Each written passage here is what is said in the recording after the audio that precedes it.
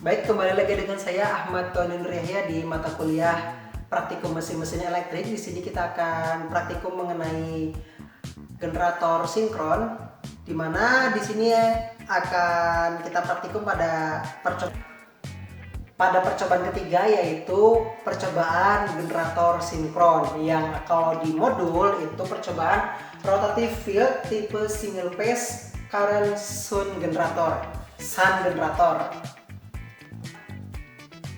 Jadi kita langsung saja ke perkenalan alat dan bahan. Di sini ada AC atau DC power supply, lalu kemudian ada DC voltmeter dan ampermeter, lalu kemudian ada field rheostat, lalu ada AC dan DC mesin load unit, lalu ada AC volt atau ampermeter, kemudian ada auto driving unit, dan yang terakhir adalah AC atau DC mesin field frame, yaitu yang mana untuk fungsi-fungsinya power supply ini akan membangkitkan arus DC, kemudian kita akan mengukurnya menggunakan DC atau DC volt atau ampermeter, kemudian untuk mengatur medan magnetnya kita menggunakan field rheostat.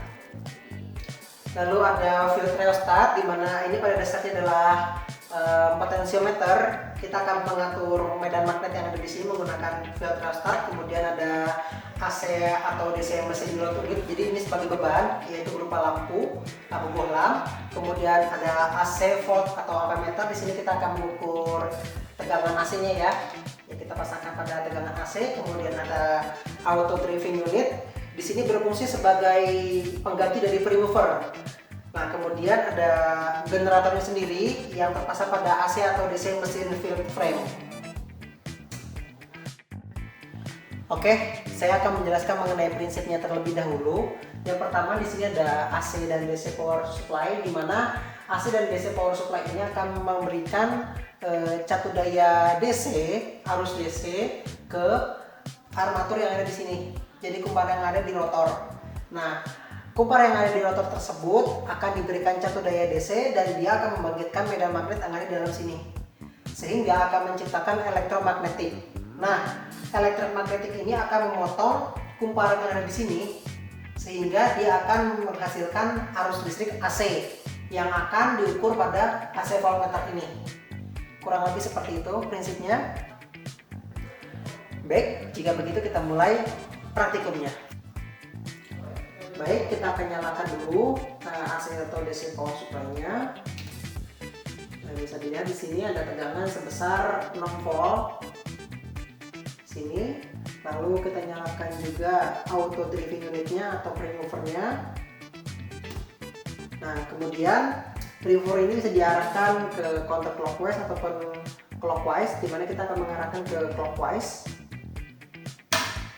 Nah, kemudian untuk itu kita nyalakan pre-movernya ke 1500 rpm.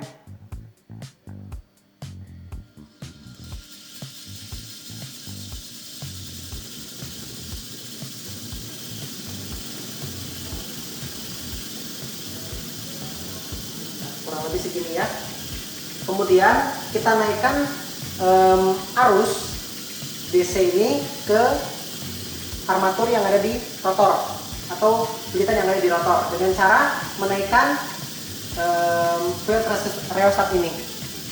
Kita naikkan ke 10 ohm. Jadi intinya kita kurangin nilai hambatannya.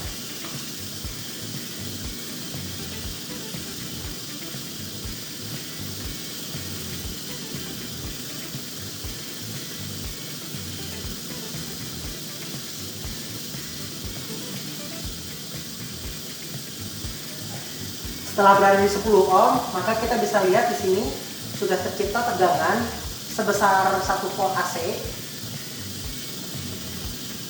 1 volt sampai dengan 2 volt AC kurang lebih. Dan untuk bebannya berupa lampu bohlam ini, berupa 6,3 volt ini sudah terlihat menyala walaupun sangat kecil sekali.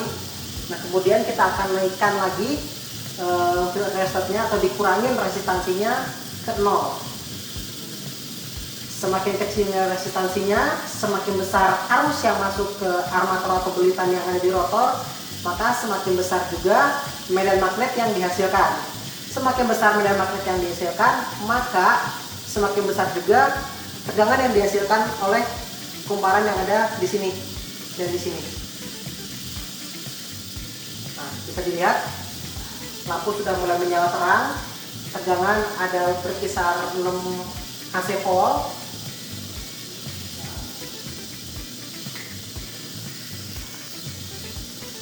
Baik, dengan begitu kita bisa melihat tegangan yang ada di sini berupa AC dan sekitar 6 volt, lalu RPM juga ada berkisar segini. Lalu kemudian kita akan memutar armatur atau rotor ini ke counterclockwise. Lalu kita setel kembali ke 1500 rpm.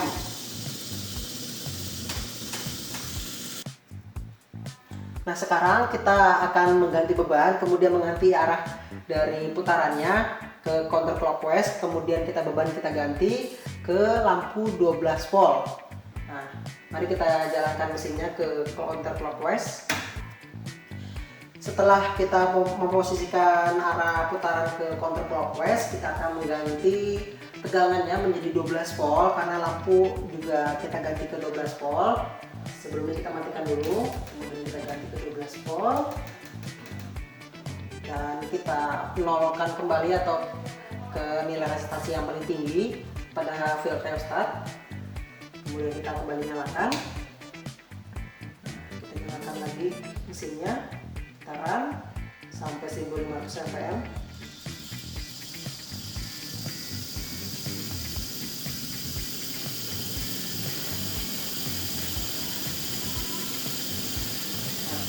Kemudian seperti biasa kita naikkan sampai ke 10 ohm.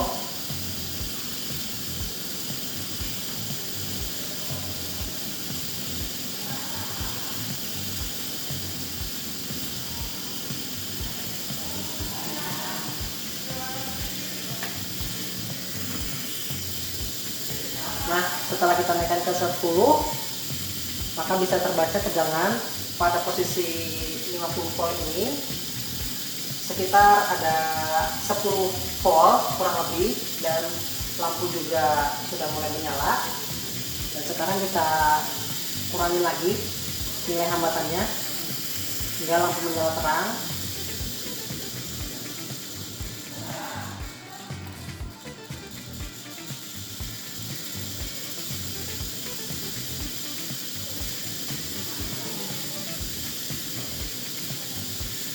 Sebelum premover sudah mulai melemah tenaganya, kita hanya dapat mengurangi nilai hambatan sampai dengan sekian, kurang lebih ada 3 ohm. Tegangan yang dihasilkan sekitar 10. Setelah kita kecilkan hambatan sampai dengan 3 ohm, karena apabila kita lebih kecilkan lagi mendekati 0, premover juga tidak kuat lagi memutarkan rotor, maka bisa terbaca di sini karena kita menggunakan range 50 volt, terbaca 5 volt AC. Nah, lampu yang 12 volt juga sudah mulai menyala walaupun tidak begitu terang karena tegangan yang dihasilkan sangatlah kecil. Baik, karena tegangan AC sudah dapat dihasilkan, juga lampu bohlam sudah dapat menyala, maka percobaan yang ketiga ini sudah dapat dikatakan berhasil. Dan sekian untuk percobaan yang ketiga. Kurang lebihnya mohon maaf. Wassalamualaikum warahmatullahi wabarakatuh.